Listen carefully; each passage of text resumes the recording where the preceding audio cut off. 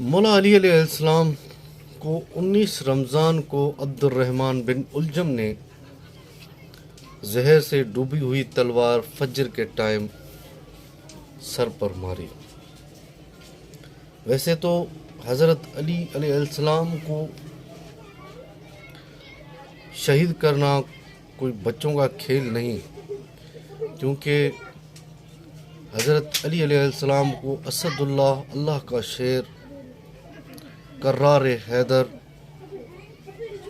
فتح پہلوان سے لڑنے والا ایک بہادر، فتح پہلوان نے 400 پہلوانوں جتنی طاقت تھی، مرہب کے ساتھ لڑنے والا، اور اس کے 2 ٹکڑے کر دیے۔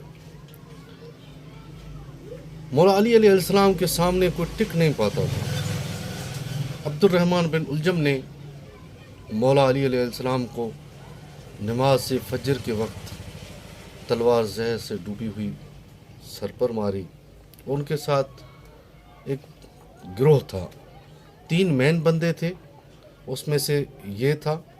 اسی کو عورت نے جھانسا دیا ہوا تھا کہ تو نے اگر مولا کو شہید کیا تو میں تمہارے ساتھ شادی بھی کروں گی اور اتنے مال بھی تمہیں دوں گی۔ تو مولا کائنات کو جب تلوار اس ملعون نے ماری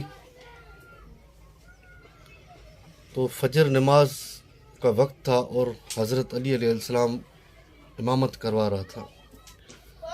حضرت علی علیہ السلام جب نماز پڑھتے تھے یا پڑھواتے تھے تو وہ بہت ہی کمزور اور موم بتی کی طرح نرم ہو جاتے تھے، کیونکہ اللہ کے سامنے جو اللہ کے ولی ہیں نا، وہ پیش ہوتے ہیں تو وہ بالکل موم کی طرح نرم، اور اللہ کے سامنے بالکل فرمان بردار کی طرح پیش ہوتے ہیں۔ تو اس کا فائدہ اٹھا کر اس نے تلوار ماری۔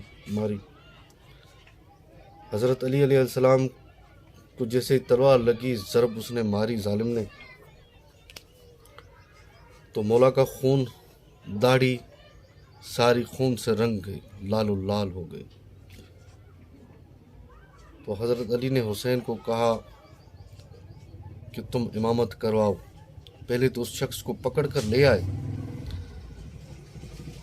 جب اس کو لے آئے تو وہ مر رہا تھا، یعنی کہ ڈر رہا تھا۔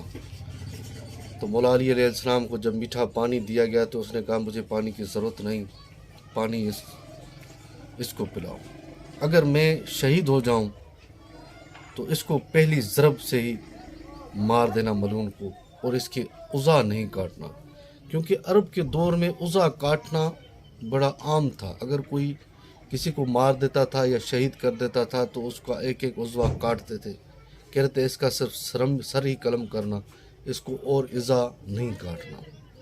اور اس کو میٹھا پانی پلایا۔ اور 19 رمضان سے پہلے حضرت علی علیہ السلام نے ام کلثوم کے گھر جا کر روزہ کھولا تھا، اور اس نے حضرت علی نے ام کلثوم کو پیغام بھجوایا تھا کہ میری بیٹی میں آخری دفعہ آپ کے گھر میں آ کر روزہ کھولنا چاہتا ہوں۔ تو اس نے بہت بڑے طعام تیار کروائے اور مولا کے سامنے پیش کیے۔ تو حضرت علی علیہ السلام نے کہا کہ آپ کو پتہ ہی ہے میری بیٹی کہ میں ایک کھجور یا نمک پانی کے ساتھ ہی روزہ کھولتا ہوں۔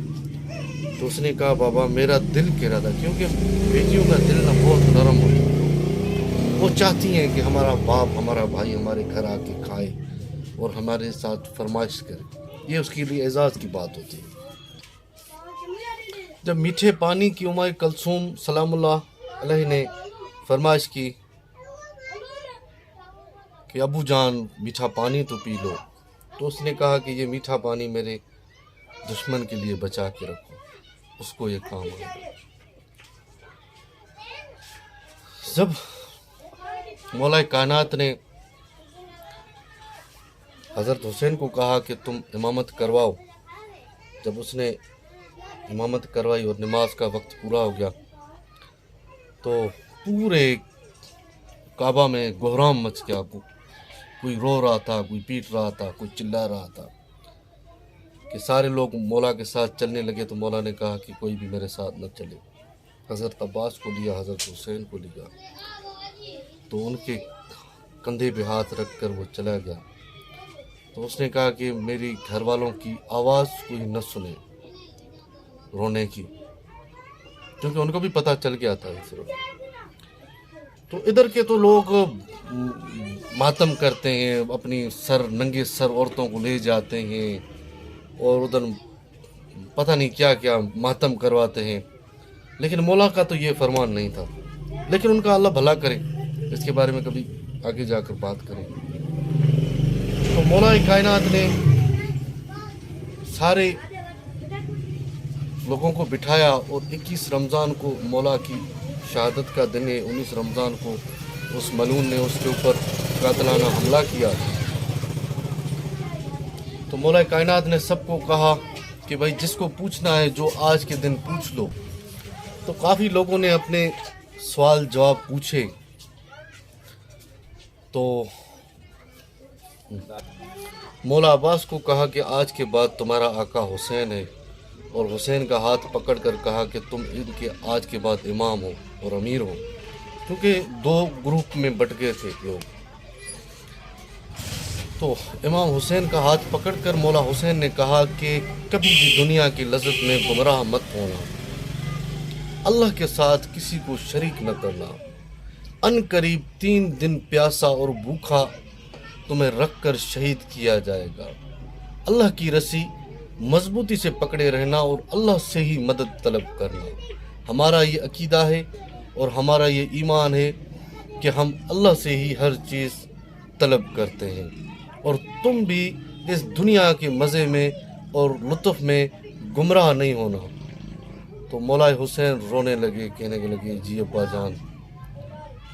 تو اتنے میں مولا علی علیہ السلام کا جو چہرہ تھا وہ سارا زرد ہو گیا، اور جو وہ ان کا علاج کرنے والا حکیم تھا اسی نے کہا کہ جاؤ سب کو کہو کہ دودھ لے کے آئے۔ تو سارے جو بھی یتیم بچے تھے وہ مولا کائنات کے لیے دودھ لے کر آنا شروع ہو گئے، اور وہ کہنے لگے کہ پہلے بھی ہم یتیم تھے، اب پھر ہم دوبارہ یتیم ہو جائیں گے۔